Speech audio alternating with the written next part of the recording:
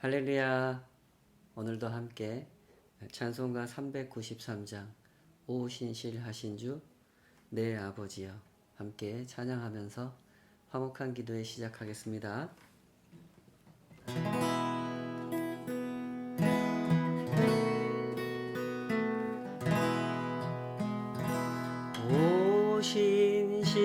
오신실하신 주 내 아버지여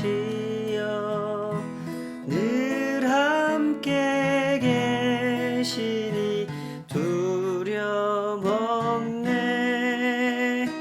그 사랑 편찮고 날 지키시며 어제나 오늘이 한결같네. 오신실하신 주 오신실하신 주 날마다 자비를 베푸시며 일용할 모든 것 내려주시니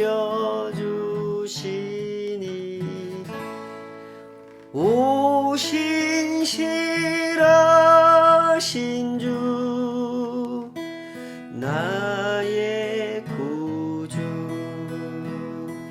봄철과 또 여름 가을과 겨울 해와 달 별들이 다 주의 것 만물이 주 영광 드러내도다.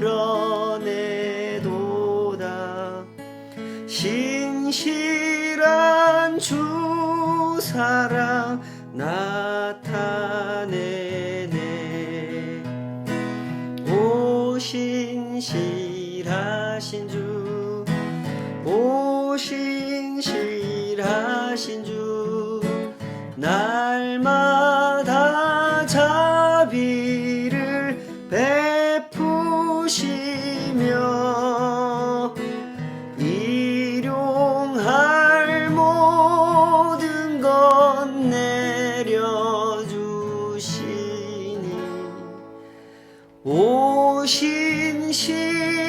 오신실하신 주 나의 구주 내 죄를 사하여 안위하시고 주 친히 오셔서 인도하네. 오늘의 힘되고 내일의 소망 주만이 만복을 내리시네. 오신실하신 주 오신실하신 주 날마다 자비를 베푸시며 일용할 모든 것 내려주시니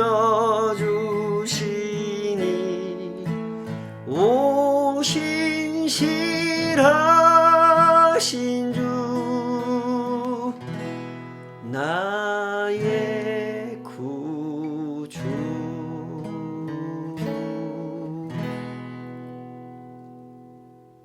신실하신 주님 찬양합니다. 저희들 가운데 그 은혜의 빛을 비추시사 감히 자격 없지만 살아가게 하시고 능력 없지만 주님 그 은혜 안에서 참된 힘을 공급받게 하시고 그 안에서 살아가는 영광을 누리게 하시니 오늘도 온전히 그 신실하신 은혜만을 찬양하기 원합니다. 우리에게 베풀어 주신 그 끝이 없는 은혜가 얼마나 신실하신지 더 분명하게 보게 하시고 경험케 하시며 찬양케 하여 주시옵소서. 우리의 영혼이 언제나 주의 하신 일 앞에 깨어있는 마음 되게 하여 주시고 참된 감사와 참된 기쁨으로 참여하는 마음 되게 하여 주시옵소서. 오늘도 주님의 그 일하심 앞에 저희들이 서기 원하오니 우리를 가르쳐 주시고 겸손케 하시며 주의 일하심 그 아름답고 영화로우신 세계 그 안에 동참할 수 있도록 저희들을 이끌어 주시옵소서. 예수님의 존귀하신 이름으로 기도하옵나이다. 아멘. 오늘 주신 말씀은 누가복음 24장 36절에서 53절 누가복음의 마지막 본문이 되겠습니다. 이 말씀 가지고 너희는 이 모든 일의 증인이라 하는 제목으로 함께 하나님 말씀 헤아려 보도록 하겠습니다. 누가는 이 십자가 사건의 정황을 설명함에 있어서 특유한 그 관심, 그 관점을 이 책 안에다가 고스란히 담아내고 있는데요. 예수님의 그 죽으심 그 이후에 장례 기사, 장례 지낸 이야기를 간략하게 언급을 하고 그 뒤부터 책을 마무리하는 그 부분까지는 모두 다 이 부활이라고 하는 주제에 초점을 맞추고 있죠. 이 부활과 관련해서 누가는 세 가지 에피소드를 들려줍니다. 그런데 이 이야기들을 이렇게 살펴보면 이 세 가지 이야기 속에 담겨있는 뚜렷한 공통점을 우리가 발견하게 되죠. 세 이야기 모두 다 부활을 믿지 못하다가 믿게 되는 이야기라고 하는 점에서 공통점을 발견하게 되는 것입니다. 24장 1절에서 12절까지가 그 첫 번째 에피소드죠. 여인들이 먼저 부활의 예수님이 부활하셨다라는 소식을 접하게 되죠. 물론 이 여인들은 예수님을 직접 만난 건 아니었습니다. 천사들을 만났고 무덤이 빈 것을 보았죠. 그러다가 그 천사들이 설명해주는 얘기를 듣고 맞아, 예수님이 십자가 지시기 전에 3일 만에 부활하실 거라고 말씀하셨었지. 그것을 기억하고는 제자들에게 뛰어가서 알리는 그런 이야기. 그러나 제자들은 들었으나 믿지 못했던 이야기. 이게 첫 번째 에피소드였습니다. 두 번째 이야기는 13절부터 35절까지 그 유명한 누가복음에만 나오는 엠마오로 가던 두 제자가 부활하신 예수님을 만난 이야기. 여기서도 비슷한 패턴으로 이야기가 전개되죠. 처음에는 이 사람들이 예수님이라는 걸 알아보지 못합니다. 그러다가 후에 예수님의 설명을 듣고 예수님을 알아보게 되고 깨닫고 다시 예루살렘으로 돌아가서 제자들에게 예수님 부활하셨다 이거를 전하는 그런 이야기. 세 번째 이야기는 이제 오늘 본문의 이야기입니다. 예루살렘에 다시 모인 제자들, 다시 모였다 이렇게 표현하는 이유는 예수님께서 십자가를 지시는 그 과정에서 제자들이 다 뿔뿔이 흩어져 버리지 않습니까? 그리고 3일 사이에 예수님이 부활하시기 전 그 시간 동안에 제자들은 나름대로 어떻게 연락이 서로 닿았던 것 같습니다. 그래서 이제 모이게 되었죠. 그 모여있는 그 자리에 부활하신 예수님이 다시 나타나십니다. 물론 이 자리에는 그 엠마오로 가던 두 제자도 함께 하게 되죠. 거기서 예수님을 만나고 예수님의 책망도 듣고 예수님의 설명도 듣고 그러면서 예수님이 맡기신 사명, 너희가 이 모든 일에 증인으로 세워졌다 라고 하는 사명을 받고 찬양하는 그런 이야기로 오늘 본문이 마무리가 됩니다. 이렇게 누가가 들려주는 부활 이야기, 그 세 가지 이야기를 보면은 이 이야기 속에 등장하는 예수님의 사람들이 전부 다 처음에는 예수님의 부활을 믿지 못하는 모습으로 소개가 된다는 겁니다. 이 사람들 중에 예수님의 부활을 처음부터 믿은 사람은 아무도 없었습니다. 여인들도 그랬죠. 엠마오로 가던 두 제자도 그랬죠. 다시 흩어졌다가 모였던 그 제자들 중에도 예수님의 부활을 처음부터 믿은 사람이 없었습니다. 여기서 우리는 중요한 질문을 해야 되는데요. 왜 그들은 예수님의 부활을 믿지 않았을까 하는 질문입니다. 다른 사람이 믿지 않는 건 당연하겠죠. 근데 이 사람들이 안 믿는 건 사실 쉽게 납득이 안 됩니다. 왜 예수님의 사람들이 예수님의 부활을 믿지 않았을까요? 그들에게 부활을 믿을 만한 근거가 없었기 때문일까요? 전혀 그렇지 않죠. 지금 조금 말씀드렸다시피 이 사람들은 예수님이 부활하셨다고 하는 그 근거에 대해서 아주 많은 경험을 가지고 있는 사람들입니다. 이 누가복음에 소개된 이야기만 해도 그렇죠. 가서 무덤이 비어 있다는 것을 여인들도 봤고 여인들 얘기를 듣고 쫓아가서 베드로도 봤습니다. 예수님이 부활하셨다는 소식을 천사들한테 들었습니다. 그 얘기를 나머지 제자들도 들었죠. 이 엠마오로 가던 두 제자도 부활하신 예수님 만났고 예수님한테 많은 설명을 들었습니다. 예수님하고 식사를 했고 예수님의 다시 나타나신 그 예수님을 나머지 제자들은 만져보기까지 했단 말이죠. 이처럼 예수님의 부활이 사실이다라고 하는 것을 믿을 만한 근거가 이 사람들에게는 충분했습니다. 그러나 그럼에도 불구하고 여전히 이 제자들은 예수님께서 부활하셨다는 사실을 선뜻 믿으려고 하지 않았죠. 왜 그랬을까요? 여인들의 이야기를 들었을 때 천사를 만나고 돌아와서 제자들한테 예수님 부활하셨답니다. 이 소식을 전했을 때 그 제자들의 반응, 그 얘기를 들은 제자들의 반응을 누가복음에서 이렇게 설명해 주고 있죠. 24장 11절 12절 사도들은 그들의 말이 허탄한 듯이 들려 믿지 아니하나 베드로는 일어나 무덤에 달려가서 구부려 들여다보니 세마포만 보이는지라 그 된 일을 놀랍게 여기며 집으로 돌아가니라. 이것이 당시에 예수님의 부활을 대하는 제자들, 특히 사도들의 반응이었습니다. 여기서 보면 두 가지 반응을 소개하잖아요. 첫 번째, 허탄한 듯이 들려서 믿지 않았다. 이게 첫 번째 반응입니다. 여기서 허탄한 듯이 들렸다라는 말은 쓸데없는 소리, 믿을 수 없는 소리로 들렸다. 이런 뜻이죠. 왜 예수님의 부활 소식이 그들의 귀에 쓸데없는 소리로 들렸을까요? 잘 들으십시오. 그 이유는 아직도 그들이 십자가의 의미를 이해하지 못했고 부활의 의미 또한 몰랐기 때문에 그랬던 것입니다. 조금 이따가 더 설명을 하도록 하겠습니다. 둘째로 두 번째 반응을 보면 이제 베드로의 반응이 나오죠. 베드로는 조금 달랐습니다. 베드로는 여인들의 말을 확인하기 위해서 무덤까지 쫓아갔습니다. 가서 보니까 정말로 무덤이 비어 있었죠. 그런데 그 다음에 베드로가 어떻게 반응합니까? 그 된 일을 놀랍게 여기며, 놀랍게 여기기까지는 했어요. 참 이상하다. 그런데 집으로 돌아가니라. 이게 베드로의 반응입니다. 베드로가 왜 집으로 돌아가 버렸을까요? 베드로 집이 어딥니까? 갈릴리죠. 예루살렘에 있다가 갈릴리로 가버렸습니다. 왜 그랬을까요? 역시 같습니다. 십자가의 의미, 부활의 의미를 이해하지 못했기 때문이죠. 제가 전에 이런 이야기 한번 들려드린 적이 있는 것 같습니다.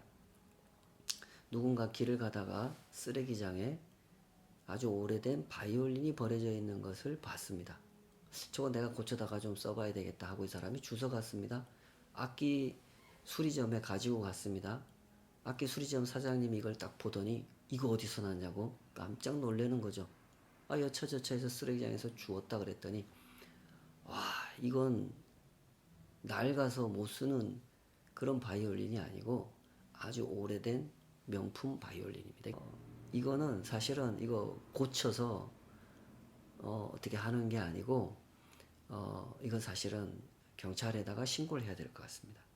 당신이 함부로 이거 했다가는 큰일 날 수 있습니다. 아마 뭔가 사연이 있을 것 같습니다. 누가 잊어버린 것 같습니다.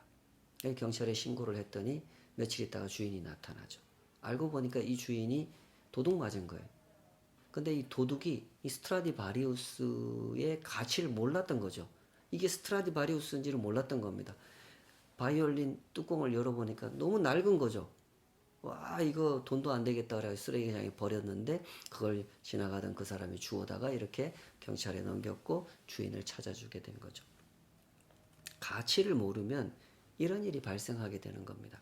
십자가의 의미, 십자가의 가치를 몰랐기 때문에 그때 그 제자들도 예수님의 십자가를 패배라고 생각했기 때문에 부활의 소식을 듣고도 이거 쓸데없는 소리라고 생각했던 겁니다.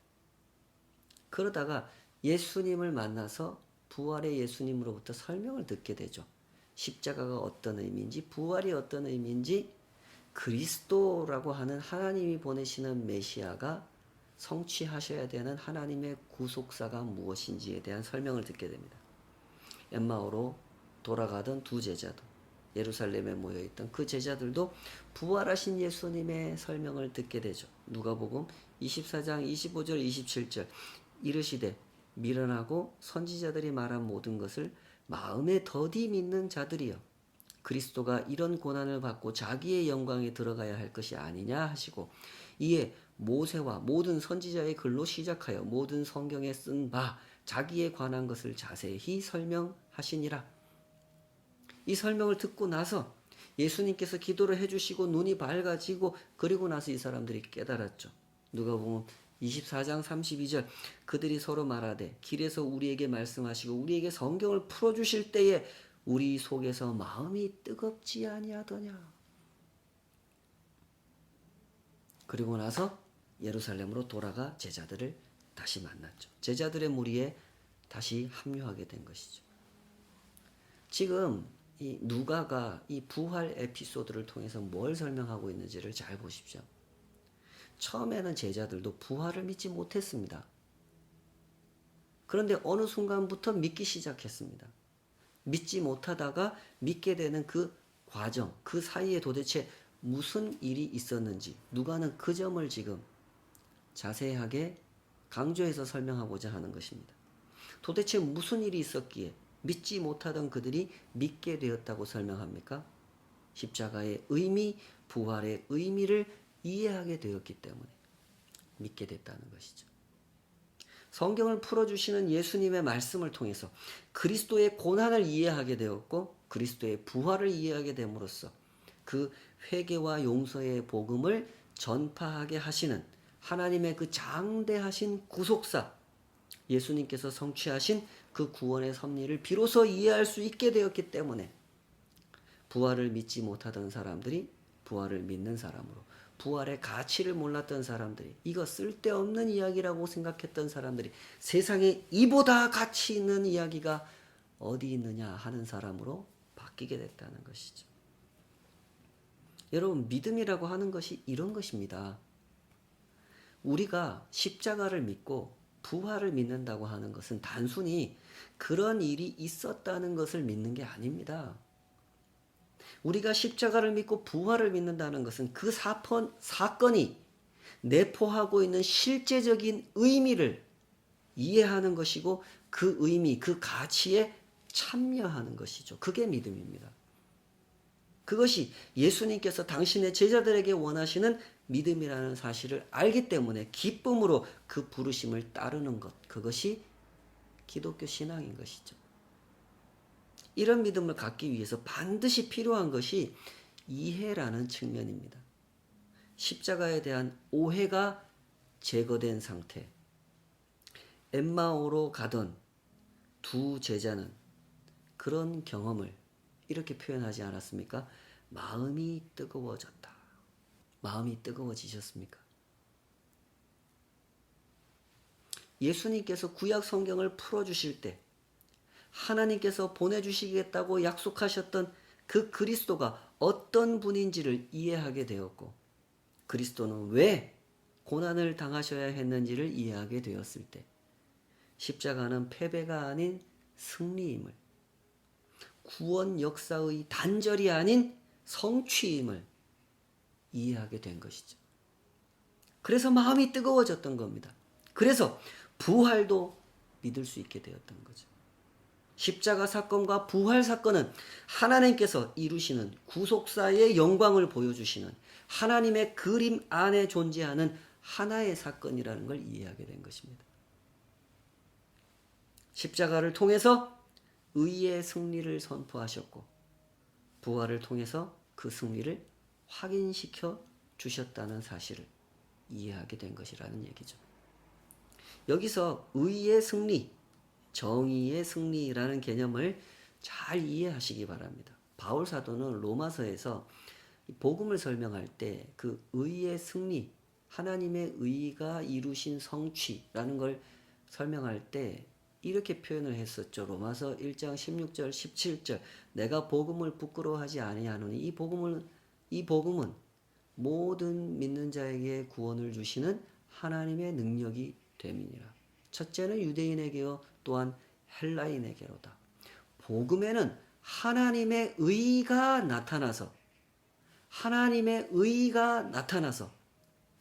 믿음으로 믿음에 이르게 하나니 기록된 바 오직 의인은 믿음으로 말미암아 살리라 함과 같으니라.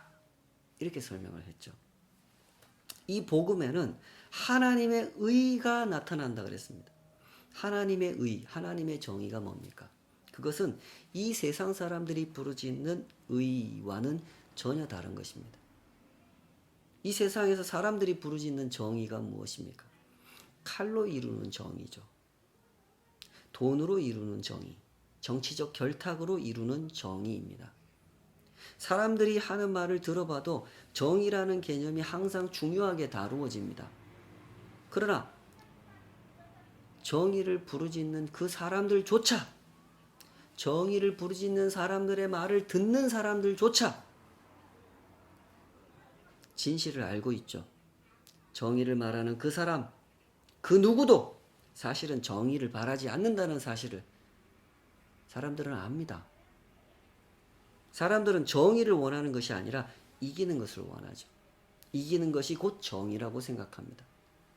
그래서 사람들은 정의를 연구하지 않고 이기는 법을 연구하죠. 부정한 방법으로 이겼어도 괜찮고 거짓말해서 이겨도 괜찮고 요행으로 이겼어도 괜찮습니다. 이기고 나면 그 사람만이 정의를 외칠 수 있다고 생각하기 때문에 우선 방법은 상관없어요. 이기는 것, 그것이 중요하다라고 생각하는 거죠. 그래서 사람들은 정의롭지 않은 사람들과도 손을 잡고 거짓말하는 사람들과도 어울리며 폭력적인 힘을 사용하여 끝내 상대를 죽음으로 몰아가기까지 하는 것이죠. 그래놓고 승리를 선포해요. 세상에서 가장 비열한 승리를, 사실은 패배죠. 가장 비열한 패배를 세상에서 가장 아름다운 승리로 포장해놓고 잔치를 벌입니다. 그것이 세상에서 말하는 정의죠. 그것이 가장 단적으로 드러난 사건이 예수님을 처형한 사건이었단 말이죠. 그러나 양심의 자극 앞에 서 있는 사람들은 진실을 부정할 수가 없는 것입니다. 그래서 그 백부장이 예수님의 처형을 주도했던, 실행했던 그 백부장이 로마 군대의 엘리트 장교 그 백부장이 예수님의 십자가 죽으심 앞에서 이렇게 고백한 거 아닙니까? 이는 참으로 의인이었도다. 백부장의 고백은 무엇을 의미합니까? 폭력으로 이룬 승리, 그것은 승리라고 인정할 수 없다는 얘기죠. 사실상 그것은 패배라는 이야기입니다.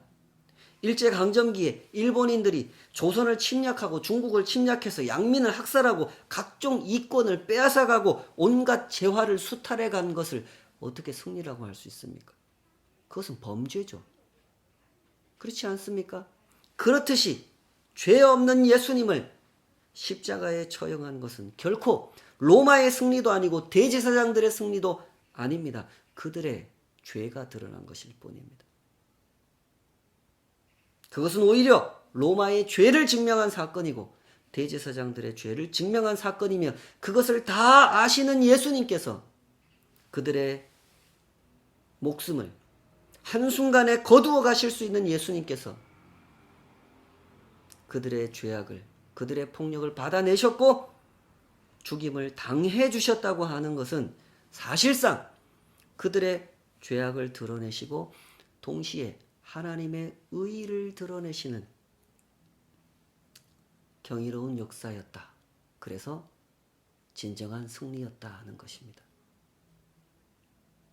그래서 예수님의 십자가는 패배를 의미하지 않고 승리를 의미한다는 거죠.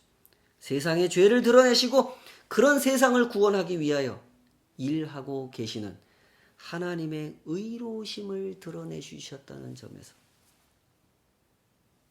그리하여 구원의 길을 열어주셨다는 점에서 그것은 승리일 수밖에 없다는 것을 바울은 로마서 1장에서 그런 식으로 설명했던 겁니다. 복음에는 하나님의 의가 나타나서 믿음으로 믿음에 이르게 한다. 십자가는 승리구나라는 사실을 이해하고 부활은 승리요 사실이요 확인이구나. 하나님의 궁극의 심판이구나. 그 안에 하나님의 용서가 있고 은혜가 있는 것이구나를 믿은 사람들이 믿음으로 믿음에 이르게 된다고 설명하는 것입니다. 그리고 그 후에 또 한 번의 반전이 일어나기 시작하죠. 실로 놀라운 반전이 일어나요. 이 세상에는 없는 드라마, 사람은 상상할 수도 없는 드라마가 펼쳐지죠. 오직 하나님만 생각하실 수 있고 실현하실 수 있는 드라마가 펼쳐집니다. 그것이 부활이죠. 분명히 저들의 손에 의해서 죽임을 당하신 예수님께서 다시 살아나셨습니다. 생명의 주인이요 궁극의 심판권을 가지고 계신 하나님에 의하여 다시 살아나신 거죠. 하나님은 누구에게 무엇을 보여주시려고 예수님을 다시 살아나게 하신 걸까요? 로마 사람들에게, 그 대제사장들에게 너희들의 재판, 너희들의 십자가 처형이 부당했음을 확인시켜 주려고 예수님을 다시 살아나게 하신 것이죠. 너희들의 재판은 일시적인 재판이고 너희들의 폭력, 너희들의 처형은 임시적인 처형이라는 사실. 오직 하나님의 심판, 하나님의 정의만이 진정으로 공평하고 진정으로 영원하다는 사실을 보여주시기 위하여 예수님을 다시 살리셨고 그 사실을 이 세상 앞에 그리고 당신의 제자들 앞에 보여주신 것입니다. 엠마오로 가던 두 제자는 이런 설명을 들었던 거예요. 그래서 깨닫게 되었던 거고 마음이 뜨거워졌던 거죠. 예루살렘에 모여있던 그 제자들도 이와 같은 경험을 하게 되죠. 이미 여인들을 통해, 시몬을 통해, 엠마오로 가던 두 제자를 통해 예수님의 부활 소식을 들었지만 여전히 믿지 않고 있던 그 제자들, 그들은 이제 부활하신 예수님을 직접 목격하게 됩니다. 그러나 아직도 엉뚱한 반응을 해요. 37절, 그들이 놀라고 무서워하여 그 보는 것을 영으로 생각하는지라.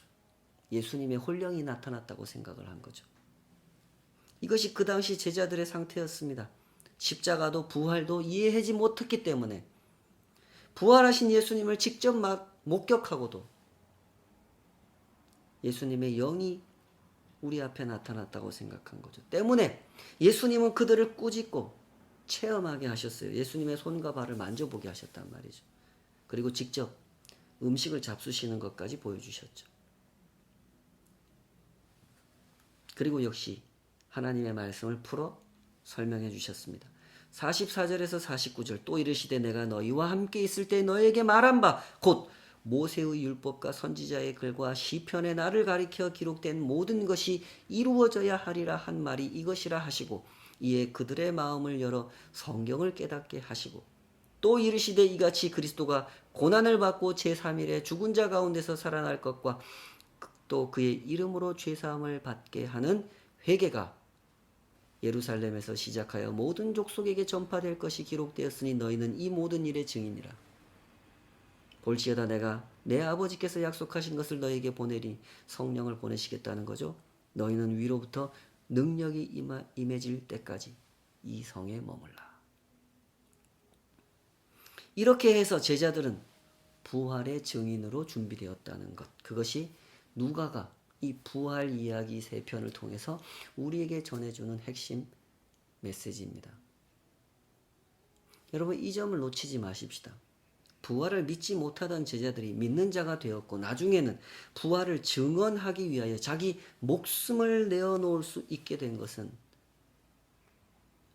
더 많은 증거를 얻었기 때문이기보다는 성경을 이해했기 때문이라는 것. 그리스도의 십자가를 이해하게 되었고 부활을 이해하게 되었기 때문이라는 것. 그 점을 잘 이해하시기 바랍니다. 사람이란 그런 존재가 아니겠습니까? 우리에게 무엇보다도 중요한 것은 의미, 가치라는 거죠. 돈을 아무리 많이 가지고 있다고 한들 그 돈을 가치 있게 의미 있게 쓸 줄 모른다면 어찌 그 사람을 진정한 부자라 할 수 있겠습니까? 그냥 수전 놓은 거죠. 자린고비, 구두쇠 그렇게 보는 것이지 그 사람을 진정한 부자라고 할 수는 없는 거 아니겠습니까? 시간도 그렇고 사회적 지위라는 것도 그렇죠. 모든 것이 그렇습니다. 의미와 가치 안에서 비로소 그 진가가 나타나는 것이죠. 그러므로 언제나 가치를 생각하시고 의미를 확인하시기 바랍니다. 우리가 가진 신앙이라는 것은 우리가 우리의 욕심으로 우리의 머리나 우리의 계산으로 만들어낸 게 아닙니다. 때문에 기독교 신앙이라고 하는 것은 언제나 그 신앙의 길에 들어선 사람들을 겸손으로 인도하는 겁니다. 하나님의 구속사는 사람의 상상으로 만들 수 있는 것이 아닙니다. 사람의 지혜나 사람의 노력으로 닿을 수 있는 것이 아니죠. 알면 알수록 이것은 하나님의 은혜라는 것을 깨닫게 되는 것입니다. 그래서 기독교 신앙은 그 길을 걷는 사람들을 겸손으로 인도하는 것입니다. 십자가 사건도 부활 사건도 모두 다 하나님께서 계획하셨고 하나님께서 실행하셨고 하나님께서 구원의 길을 열어주셨고 하나님께서 아직 깨닫지 못하는 자들을 다시 설명해 주시고 깨닫게 하셨고 하나님께서 그들을 증인으로 세우셨습니다. 사람의 지혜와 노력으로 얻어낸 것이 아니란 말입니다. 그래서 사도들은 그렇게 복음을 겸손하게 섬겼던 것입니다. 자기 목숨을 내어드리면서 그들은 자신들의 공로를 내세울 수가 없었던 것입니다. 화형을 당하는 순간에도 짐승의 발톱에 희생을 당하는 그 순간에도 그들은 찬송을 불렸죠. 십자가의 영광을 노래하고 부활의 신비를 찬양했습니다. 그것이 기독교 신앙이고 우리 모두에게 허락된 부르심인 것이죠. 부디 이 신앙의 길을 따라감에 있어서 그런 기쁨을 맛보시기를 축복합니다. 누가복음 24장 52절 53절 그들이 그에게 경배하고 큰 기쁨으로 예루살렘에 돌아가 늘 성전에서 하나님을 찬송하니라. 성도 여러분, 확인해 보시기 바랍니다. 내 안에 이런 기쁨이 있는지, 이런 기쁨을 추구하고 있는지 확인해 보시기 바랍니다. 의미를 모르고 가치를 부정하는 신앙은 무속화될 수밖에 없습니다. 불교든 다른 종교든 기독교든 상관없습니다. 의미를 모르고 가치를 부정하는 신앙은 무속화될 수밖에 없는 겁니다. 오늘날 기독교 신앙이 이렇게 심각하게 타락한 이유가 바로 여기에 있지 않습니까? 하나님을 믿는다고 하면서도 하나님께서 무엇을 말씀하셨고 무엇을 약속하셨으며 왜 그렇게 말씀하셨는지 왜 그런 방식으로 일을 하셨는지에 대해서 관심이 없는 사람들, 그래서 모르는 사람들이 너무나 많죠. 십자가가 뭔지 부활이 뭔지 모르는 사람이 너무나 많습니다. 교회를 다니지만 헌금도 내고 봉사도 하지만 하나님이 누군지 십자가도 부활도 모르는 사람들이 너무나 많단 말입니다. 그러므로 부디 말씀의 사람이 되시기 바랍니다. 무속적인 기독교인으로 살지 않도록, 사실상 그것은 기독교인이 아닌 것입니다. 설명을 하려다 보니까 무속적인 기독교인 이런 표현을 쓰는데요. 사실은 기독교인이 아닌 겁니다. 그런 명목상의 기독교인, 기독교인이 아닌 기독교인의 모습으로 살아가지 않도록 항상 하나님 말씀 앞에 깨어 있으시기를 축복합니다. 참여 없는 신앙은 현학적인 논설에 지나지 않죠. 일제강점기에는 독립을 연구하는 사람이 필요합니다. 그런 사람도 필요하죠. 그러나 정말로 필요한 사람은 독립운동에 뛰어드는 사람, 참여하는 사람이 필요한 것이죠.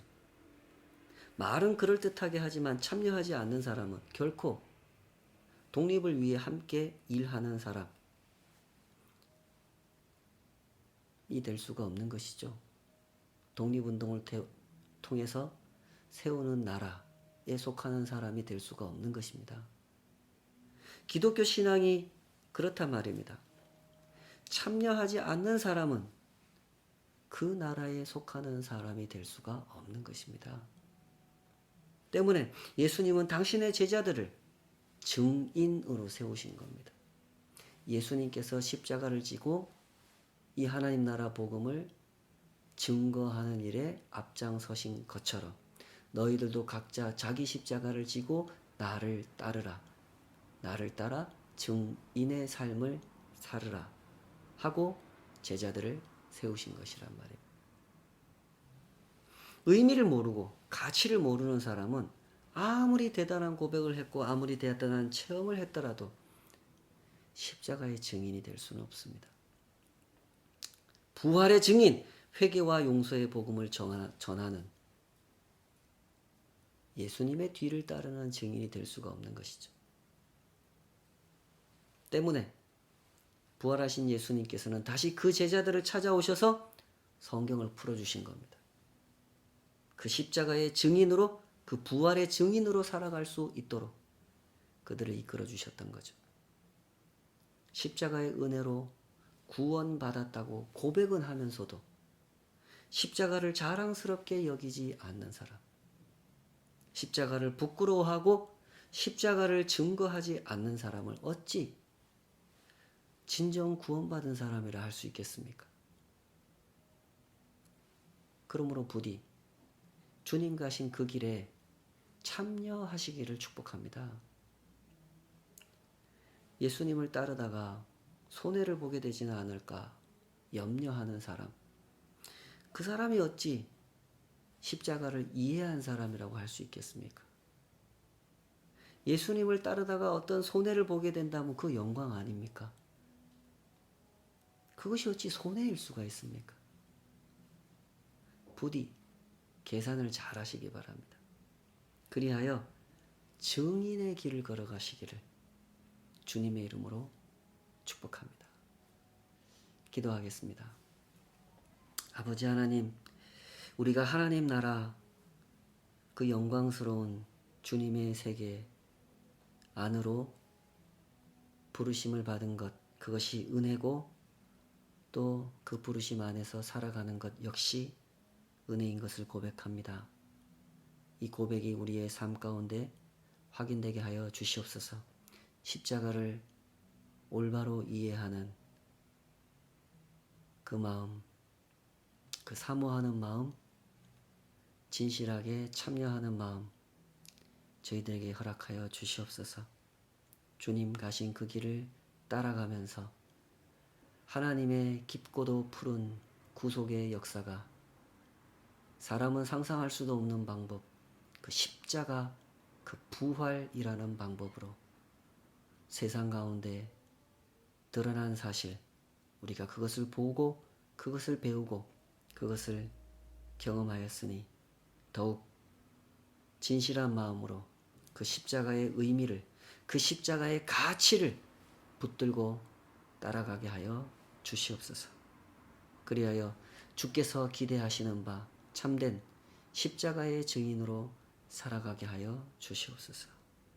예수님의 이름으로 기도하옵나이다. 아멘.